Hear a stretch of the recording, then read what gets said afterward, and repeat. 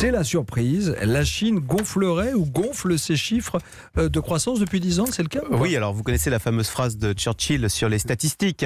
Je ne crois aux statistiques que quand je les ai falsifiées moi-même.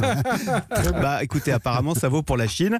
Donc c'est un institut indépendant américain, Brookings, qui a voulu recalculer les chiffres de l'économie chinoise. Alors cet institut américain s'est basé non pas sur les chiffres officiels déclarés par Pékin, mais c'est basé sur les chiffres des provinces, des régions. Alors théoriquement, si vous additionnez les PIB, donc l'économie de toutes les régions chinoises, au final, vous devriez avoir le PIB de la Chine tout entière. Et bien, aux surprises, on trouve un chiffre plus petit, et nettement plus petit de 12%. Donc ça fait quand même 1000 milliards d'euros de différence. Ça fait quand même l'équivalent du PIB de l'Espagne. Vous voyez la différence. Un détail. Ouais, un détail. Pourquoi une telle différence? Pourquoi ce genre d'erreur? Eh bien parce que les gouverneurs des provinces ont peur du grand chef à Pékin, du président Xi Jinping.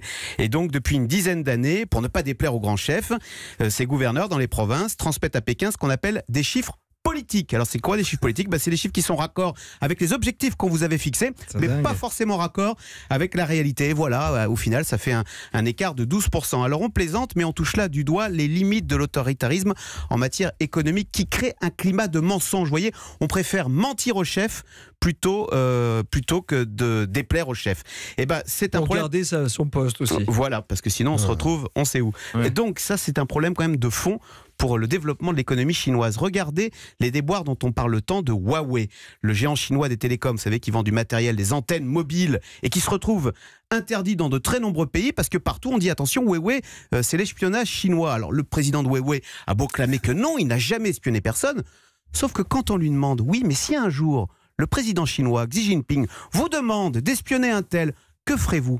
Bah là, forcément, vu le climat autoritaire qui règne en Chine, vous voyez, on a des doutes. Et ben, on voit bien là les limites de l'autoritarisme qui freinent, qui empêchent le développement économique. Écoutez, on pourrait presque terminer par une autre citation très fameuse de Churchill. Décidément. La démocratie est le pire des systèmes, mais il n'y en a pas de meilleur.